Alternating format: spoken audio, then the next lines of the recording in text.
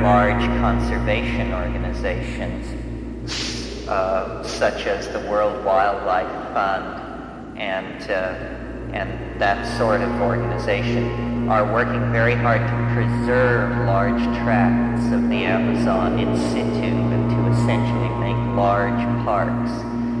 And this is commendable and should certainly be done. But what is not being done is an effort to preserve human information about the rainforest. In other words, no effort is being made to conserve the heritage of the people who have lived in and adjacent to the rainforests over millennia. And my estimate would be that this information, which is extremely fragile, will be lost by sometime after the turn of the century. It's not hard to understand why this is happening. It's a consequence of the impact of market economies on primitive, so-called primitive, pre-literate tribal people in the third world. In the case of the Amazon, the men are leaving the remote villages and going to work in sawmills and going to work as outboard motor captains and mechanics, and the kind of transformation that always accompanies urbanization and the arrival of the money economy is taking place. Yet these people have a body of medical data that has served them very well over thousands of years, and now, because they are impressed with the values of Western medicine and can buy all kinds of remedios at any drugstore in the city, why the importance of this knowledge is no longer apparent to them, and so it's being lost. I might just digress for a minute on that subject because I have a passionate feeling about it. I have no reason to doubt the DEA statistics which say that 70% of the cocaine produced in South America is coming out of the Rio Wajaga Basin. I know nothing about it. As a botanist, I can tell you that the Rio Wajaga is the richest, floristically, the area richest in plant species in the entire Amazon basin. As near as we can tell, looking at the geohistory of the basin, at times it's been considerably drier, and during glaciations, when water is concentrated at the poles,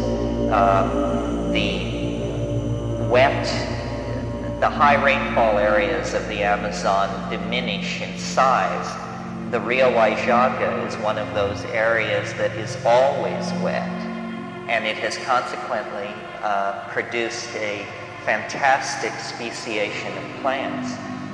One biogeographer and geologist estimates that the Amazon basin has been above water continuously for 220 million years.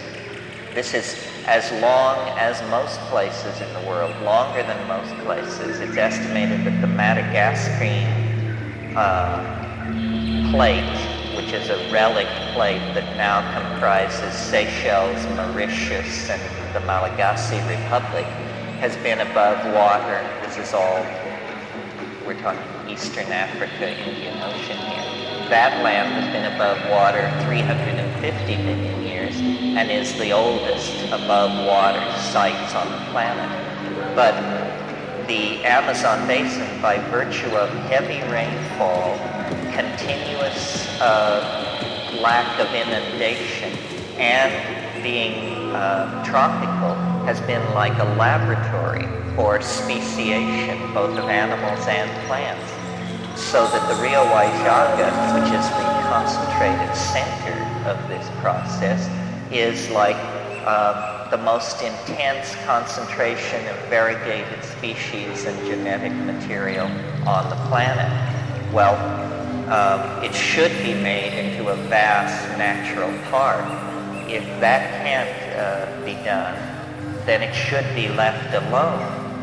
What the American government has decided is a better course is that it should be defoliated, that a chemical called spike should be aerosol sprayed into the air over this valley in order to kill coca bushes. Well, I don't know who dreams this stuff up, but any one of you on the ground for 20 minutes in this scene would be convinced that nothing could be stupider, that this is essentially like burning down the forest to kill the ants, that coca, there may be a lot of it there, I don't know, but there's a lot of other stuff there, for sure. There are hundreds of distinct tribes, dozens of language groups, tens of thousands of unique species of plants and animals. It is floristically, faunistically, one of the 5 or 6 richest areas on the whole planet. And as if the inroads of capitalism and the inroads of Maoist politics and the inroads of capitalism were not enough, you're also going to get a bunch of clowns from the DEA who want to defoliate it. So, you know, if any of you have political pull or are the letter writing type, you might put some pressure on anyone you know to halt this. This is really a kind of ecocidal atrocity, and if something isn't done, like all the other ecocidal atrocities, it'll be history before most people are even informed of what is going on. This is really one of the great policy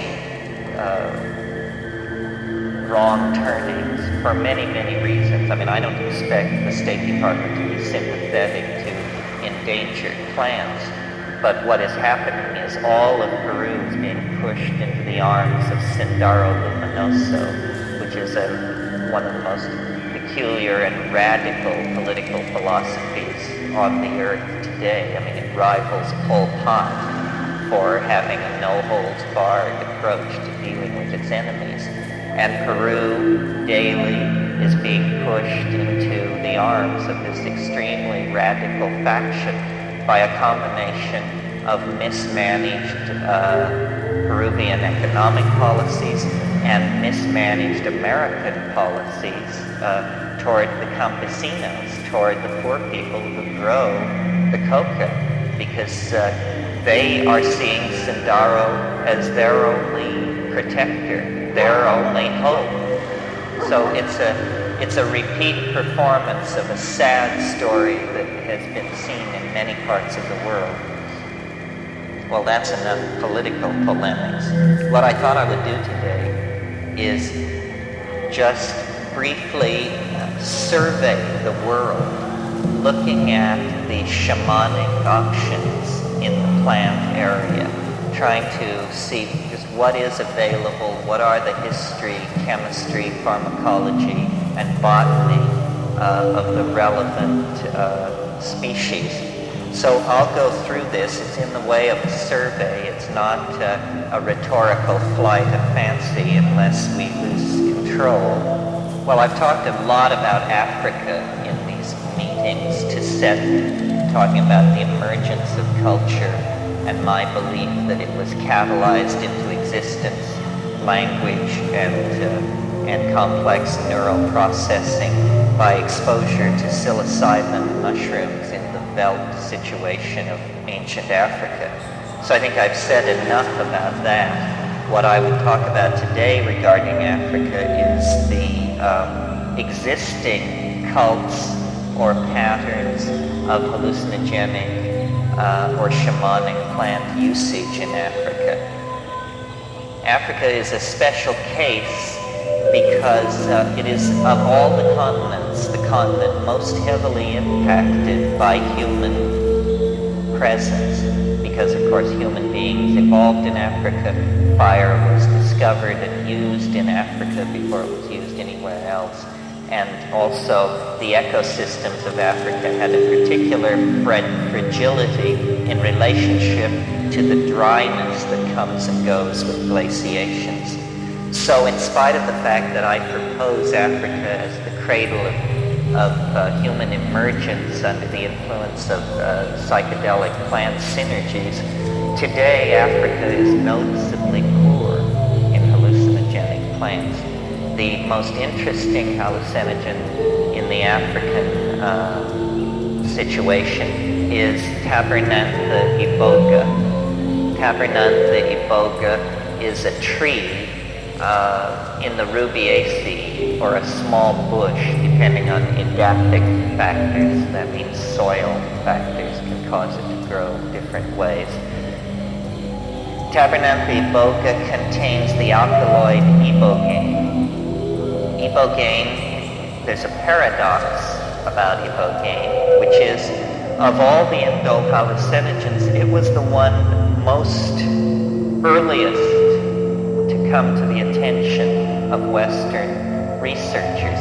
In the 1870s and 80s, when Belgium was in control of the Congo and exporting huge amounts of ivory and gold out of Africa, entrepreneurs seized upon this plant, Tabernantha iboga, and created tonics that were compounded with it as the main ingredient. And it was sold as a tonic and an aphrodisiac, and in some cases it was understood to be an intoxicant.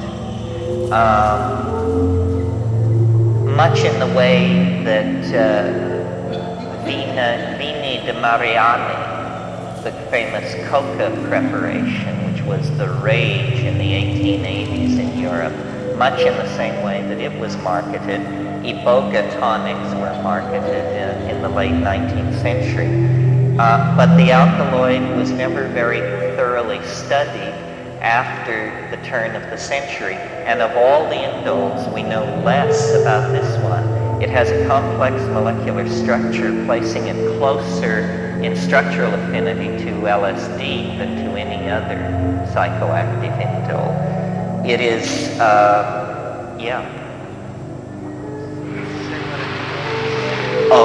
indoles are a class of hallucinogens that are based on a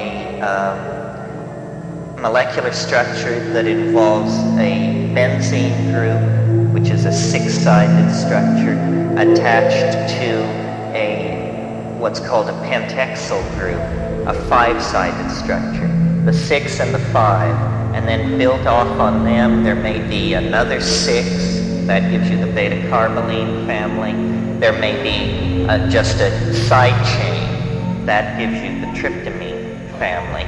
Or there may be more complex stereochemical attachments, and they give you the LSD ibogaine type structure. So indole refers to a small family of psychoactive compounds, not necessarily all psychoactive compounds, not opiates, not tropanes, which are the things in datura, not the polyhydric alcohols of cannabis, tetrahydrocannabinol, but this particular small group in the past 100 years, as these super technologies have been developed in the West, the smashing of atoms, the invention of radio, television, computers, immunology, so forth and so on, data has been arriving about the practices of Aboriginal cultures all over the planet, that they dissolve ordinary realities, ordinary cultural values, through an interaction, a symbiosis, a relationship to local plants that perturb brain chemistry. And in this domain of perturbed brain chemistry, the cultural operating system is wiped clean. And something older, even for these people, something older, more vitalistic, more in touch with the animal soul, replaces the cultural operating system. Something not determined by history and geography, but something writ in the language of the flesh itself. This is who you are. This is true nakedness. You are not naked. just assumptions, your prejudices, your fears, your illusions, your delusions. When you shed the cultural operating system, then essentially you stand naked before the inspection of your own psyche. Desmond Morris called it the naked ape. And it's from that position, a position outside the cultural operating system, that we can begin to ask real questions about what does it mean to be human? What kind of circumstance are we caught in? And what kind of structures, if any, can we put in place to assuage the pain and accentuate the glory and the wonder that lurks waiting for us in this very narrow slice of time between the birth canal and the yawning grave? In other words, we have to return to first premises. So I've been thinking about this a lot, and at first it seemed to me only a matter this phrase, culture is your operating system. But because I travel around a lot and get that jolting experience frequently of, let's say, leaving London on a foggy evening and arriving in Johannesburg 14 hours later to a sweltering day in a city of 14 million on the brink of anarchy, I get to change my operating system frequently. And so I notice the relativity of these systems. And some work for some things and some for others. For instance, if you are a positivist, if you're running positivism 4.0, you can't support UFO. Positivism 4.0 does not support UFOs. If, on the other hand, you're running your Book 5.1 as your operating system, UFOs and a number of other things can get in through the door. That is what we would technically say is a more tolerant operating system, or its plug-in support special effects denied the positivist. Well, it's fun to think this way because it shows you that you don't have to be the victim of your culture. It's not like your eye color or your height or your gender. It's fragile. It can be remade if you wish it to be. And then the question is, well, how does one download a new operating system? Well, first of all, you have to clear some space on your disk. The best way to do this is probably with a pharmacological agent. You think of some while I have a drink of water.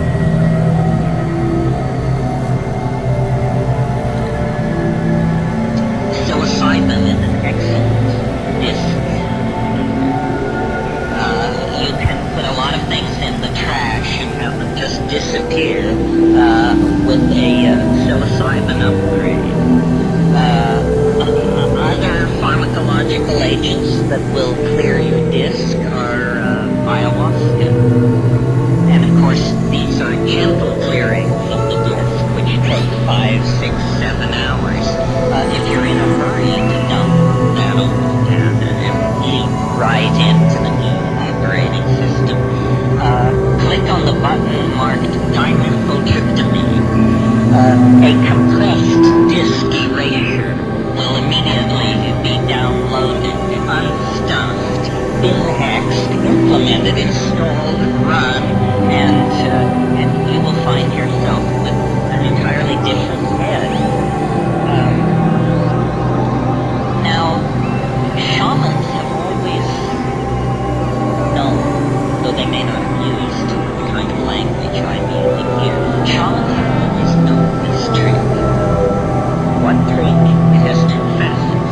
First of all, that culture is an operating system. That's all it is. And that the operating system can be wiped out and replaced by something else. So, essentially, what's going on among shamans and those who resort to them for curing and counseling and so forth is somebody's running a slightly more advanced operating system than the customer. The shaman is in important facts about plants, about animals, about healing, about human psychology, about the local geography, about mojo of many different sorts that the client is not aware of. The client is running culture light. The shaman paid for the registered and licensed version of the software and is running a much heavier version of the software than the client. I think we should all aspire to make this upgrade. It's very important that you have all the bells and whistles on your operating system. Otherwise, somebody is going to be able to get a leg up on you. Well, what's wrong with the operating system that we have? Consumer capitalism 5.0 or whatever it is. Well, it's dumb. It's retro. It's right non-competitive. It's messy. It wastes the environment. It wastes human resources. It's inefficient. It runs on stereotypes. It runs on a low sampling rate, which is what creates stereotypes. Low sample rates make everybody appear alike, when in fact the glory is in everyone's differences. And the current operating system is flawed. It actually has faults in it that generate contradictions. Contradictions such as we're cutting the earth from beneath our own feet. We're poisoning the atmosphere. Don't you realize this is not cultural behavior? This is a culture with a bug in its operating system. It's making it filter. It's a bunch of processes we describe, but if you try to carry them out on a mushroom, just leave you with a mess. But if you carry these processes out on Pergamon Harmala, it quite reliably produces a yellow fluid, rich in harmaline. Harmaline is yellow.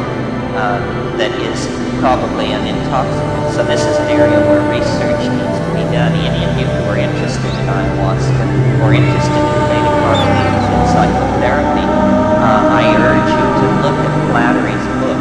It's brand new, 1989, University of California Press, Near Eastern Studies, publication number 21, Okay, moving on east then across the Arabian Plateau into India, which is certainly the birthplace or a great cradle of esoteric spirituality. What we discover is a surprising poverty of truth, i.e. indole hallucinogens. There are interesting substitutes, aside from Pergamon Harmala, which I mentioned, of which there is very little textual evidence for use in India. The two things which have to stand out in Indian phyto-shamanism would be, number one, datura species. We might as well talk about them now because we will meet them on every conference, and they are including in Africa. I just read an article about a group in Tanzania, interesting group. Datura fatuosa, taken by women in a women's initiation rite, which I don't know how often this goes on, but it involves a labial measuring rite. So everybody compares the size of their labia at the height of this trip. And what is culturally sanctioned, and this is a funny concept which I'll talk about a little bit, is blue hallucination. The women strive for blue hallucinations, and if they don't achieve them, it's considered like it wasn't really a successful initiation. And the anthropologist who wrote on this called this a culturally sanctioned hallucination. Well, now I'm not sure what is meant here. Do they mean that anthropologists, white people, don't have hallucinations? They just have hallucinations, and that somehow it's expectation that directs this? I'm not sure. I don't associate blue hallucination with tropanes, but it is certainly true that blue hallucinations attach themselves to ayahuasca, and people have even called it the search for the blue flash. And if you've ever taken ayahuasca, you know that there is a moment when what appears to be the world's entire supply of magenta jello is unleashed upon you and just flows toward you, past you, and through you. And it invariably is this electric cerulean blue merging into magenta. Very typical presentation of that. Okay, well, Datura species, many types, occur throughout the world in the tropical and the temperate zone. There are several species in India, and texts on yoga and on Indian spirituality never stress this. Use of Datura is quite strongly a part of Indian, sadhu type spirituality. It's too much for ordinary people. But you do see when you hang out with sadhus, the little prickly pods of Datura are as common to find cast around about their dwelling places and gathering areas as are the evidences of charas smoking. And that brings me to the second major component of the psychoactive flora of the subcontinent, which is cannabis. Cannabis is not an indole, but cannabis must be considered a psychoactive plant of great age and human association. I mean, cannabis is hemp. Cannabis is the source of fiber for weaving, and we find hempen fibers in graves 8,000 to 9,000 years old at Chatal Guyuk, for one place, the place I've talked a lot to him about. It's fascinating the way in which the metaphors of the weaver are the metaphors for human cognitive activity generally. In the 50s, a famous book was published called Man is a Weaver that pursued this theme but never made a connection to fibrous hemp. But we weave a tale, we tell a yarn, we have all these words, these fiber and meaning words that we connect to poetic or narrative activity. And, most of us who are aficionados of cannabis in these latter days smoke it, and don't smoke charas, hashish, because it's rare in this country, but smoke bud, lollipops, and marijuana. But if you actually eat hashish, you can convince yourself this was the LSD of the ancient world in the 19th century. Theodore Gautier and Baudelaire and Verlaine, Rimbaud, that crowd. There was this thing called the Society of the Hashashin in Paris, and they met in the old Hotel de Leon on the left bank and ate jelly cannabis that they were getting from Morocco with silver spoons.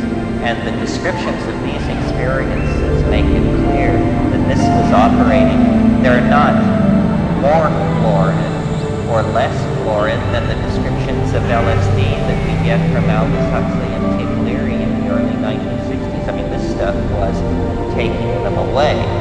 I don't advise you to eat hashish or charas for a very practical reason, which is it's collected on people's hands. And,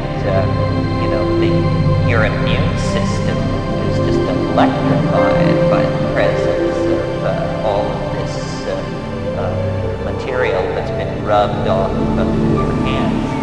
I suppose we could put it through an X-ray machine and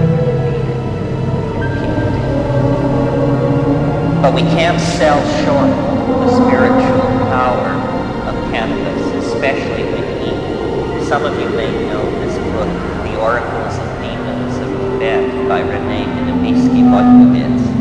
Stoikovitz studied shamanism, was not interested in Tibetan Buddhism, but was interested in the pre-Buddhist strata. And in that book there are pictures of Krunpo shamans intoxicated on hashish, experiencing actually fits and near convulsions in an oracular trance in a village near Mustang. So it is not a minor psychedelic substance at all. It's a very powerful psychedelic substance, especially when eaten and when concentrated and then eaten. Opium is an Asian plant, but I'm not going to talk about it in the context of psychedelics. I think you know enough about opium and its history. What I will point out is the surprising absence of hallucinogens in the old world tropics. By the old world tropics we mean the Indonesian tropics. This is an area that I'm very well familiar with from having spent a lot of time out there as a professional insect collector in my pre-botany days. And there just are no major hallucinogenic plants in the Indonesian or Philippine or Southeast Asian tropics. There are certain suspect plants, but none of them do we encounter a living cult that would be a clue to this thing as a major item of human, spiritual, or cultural usage. Yeah, Marty? What are the magic mushrooms we hear about in Indonesia now? They're available there supposedly openly now. Omelets. When I was in Bali, this practice was absolutely unknown. The famous omelets of Denpasar and Kuta Beach and all that. And I think that until somebody argues differently, the most reasonable thing to assume is that coprophytic mushrooms, meaning dung-loving mushrooms, have just followed cattle around and around the world in the warm tropics. Now, the mushroom that is most commonly offered tourists in Bali is not Stropharia cubensis, it's a Copelandia, and it's a weaker mushroom. There are a number of these dung-loving mushrooms that contain psilocybin, but almost all of them also contain an emetic. Usually, well, no one else, they just usually contain an emetic. It means makes you throw up. The Hawaiian mushrooms that people rave about are actually, from the point of view of someone who knows psilocybin mushrooms, a very inferior choice. If you go to Thailand, if you go to Koh Samui, the islands in the south, you will be offered mushrooms, and I quickly understood that there was a certain degree of shell game going on. And what it is this. The people selling the mushrooms have learned from the school of hard knocks that it's a bad idea to wire up naive Westerners with massive amounts of hallucinogenic drugs, because then you get in trouble with the local constable and so forth. So unless you are honest, in southern Thailand, what they would sell are mushrooms that have grown in the dung of water buffalo. And right there in the next field over, there is the dung of sacred cattle, and that has Stropharia cubensis in it. But they try to steer you away from that because it's so much stronger. They just want people to get a buzz on it. So if you're buying mushrooms in southern Thailand, try to go with the guide and see where they're coming from. Now there's an easy test to tell these Paniolus and Copelandia species from Stropharia. They will do what is called auto-digest. Some mushrooms do this and some don't. That means if you pick the mushroom and lay it in the sun on a stone, if you come back in an hour or two and it's turned to slime, it was not Stropharia cubensis, it was a Copelandia or a Paniolus. They literally dissolve themselves to death, and this is not a quality of Stropharia. There's been a lot of wondering about this thing, about why are there no hallucinogenic plants in the old world tropics, when in the new world tropics, the Amazon basin, it is the most concentrated ecosystem for hallucinogenic plants. Well, the thinking is the tropics are the tropics. Who can imagine a set of evolutionary factors that would favor the evolution of many species of hallucinogens in one hemisphere, but not in the other hemisphere? It's very hard to picture a mechanism, a Darwinian or neo-Darwinian mechanism that would give you that result. So different suggestions have been made. One is that actually there are as many hallucinogens in Indonesia as in South America, but because the Dutch have lived there for 450 years, the level of indigenous culture, the primitiveness, so-called, of indigenous culture has been mucked with, and consequently the people have forgotten these things. Well, that's a good theory, but a botanist who is not an ethnographer goes over the species list and looks at the suspect families of plants. You also don't find hallucinogens. You see certain families of plants are highly suspect for hallucinogens.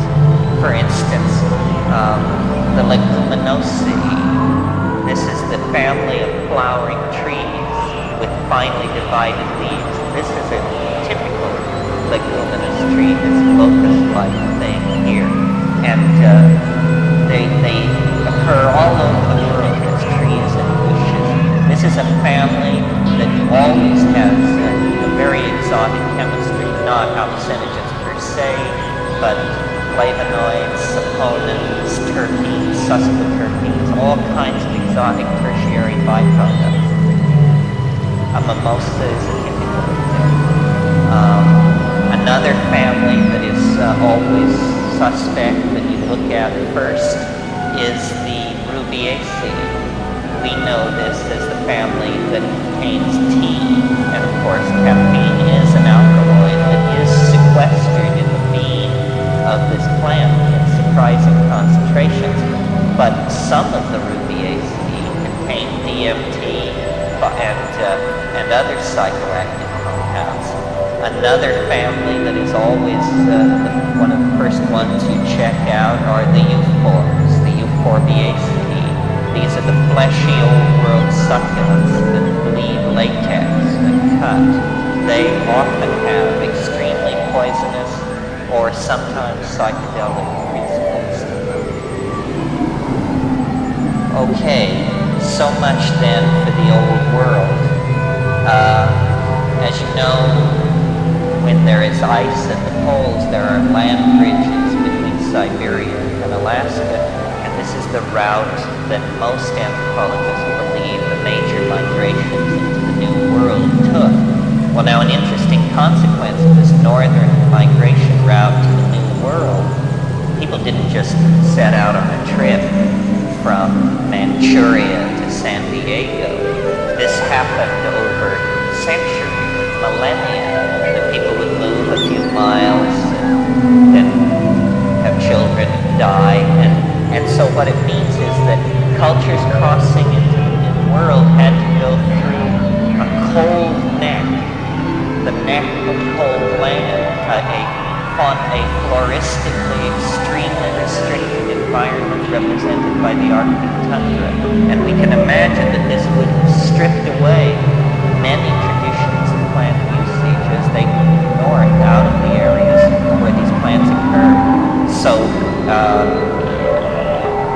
well, the role of cannabis is not clear, but for instance, no opium was carried into the New World by these ancient peoples. And in fact, very few plants at all. Cannabis is the one slightly puzzling exception. It may be that cannabis was carried to the New World by people crossing the Siberian land bridge, Cannabis does grow in Alaska under special conditions in short growing season, and it's possible that this happened. The closeness between cannabis sativa, the Mexican marijuana plant, and by closeness I mean the botanical closeness to Cannabis ruderalis, the weed hemp of Central Asia, indicates that probably these things were separated not too long ago. What has happened with cannabis speciation in Asia, you see, is that obviously, even without the narcotic dimension to the cannabis plant, we can see that very early on there was pressure on it, selective pressure by human beings to produce good fiber stock. So what you get in India is a division into fiber tribes and drug tribes in cannabis. And the resin tribes are, extremely selective, heavily selective for the production of resin. They are the source of the narcotic charts. Amanita muscaria, the hypothesized mushroom, soma in Wasatine, and for sure a hallucinogen of use in Siberia among the Ostyaks, Koryaks, Kamchatka tribes, and Yakuts, this whole group of people, and by a coincidence of scholarship, when scholars study a worldwide phenomenon of any sort, they like to have a baseline area to compare everything else to. This is why, for instance, the volcanoes of Hawaii are the volcanoes of this planet. All other volcanoes are compared to them. They are baseline volcanoes. And the Hawaiian words for various lava types and this sort of thing have been adopted by volcanologists worldwide. So all rough lava is called Hawaii. All smooth lava is called Ha'a. All smooth lava is called Hawaii, because these Hawaiian terms have been adapted.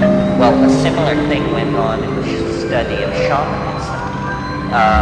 Merceliad and other people were looking for what they felt was the pure, the original, the real shamanism, and they focused on Siberia. Now we see, for reasons apparently quite arbitrary, like mainly that they have a lot of ethnographic data on Siberia. There's no reason to hold the Hopi medicine man, the Amazonian ayahuasquero, and the Solomon Island Kaku man up to comparison to the Siberian standard. But nevertheless, the literature preserves this. And so then, the model or paradigmatic intoxicant of the paradigmatic shaman was Amanita muscaria. There are a lot of problems with this. Amanita muscaria is not a reliable intoxicant. It is subject to geographic variation, seasonal variation, genetic variation. There are toxins present in it that are also subject to variation. You can end up with an NDE rather than a hallucinogenic experience if you just miss the mark slightly with this one. Nevertheless, it is circumarctic in its distribution. It occurs in Denmark, across the northern reaches of the Soviet Union, into Alaska, and into Canada. And it's generalized in that range. As you move south, it retreats to higher and higher altitudes, with certain exceptions. For instance, in California, it can be found at sea level in some ecosystems. Some of you may know Baker's Beach.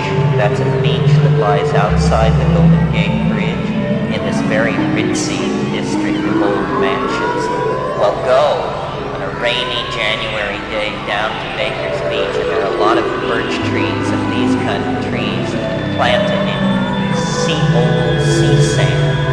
And my God, this is an Amanita ecosystem that you will not believe. I have seen not only Amanita muscaria by the bushel and Amanita pantherina,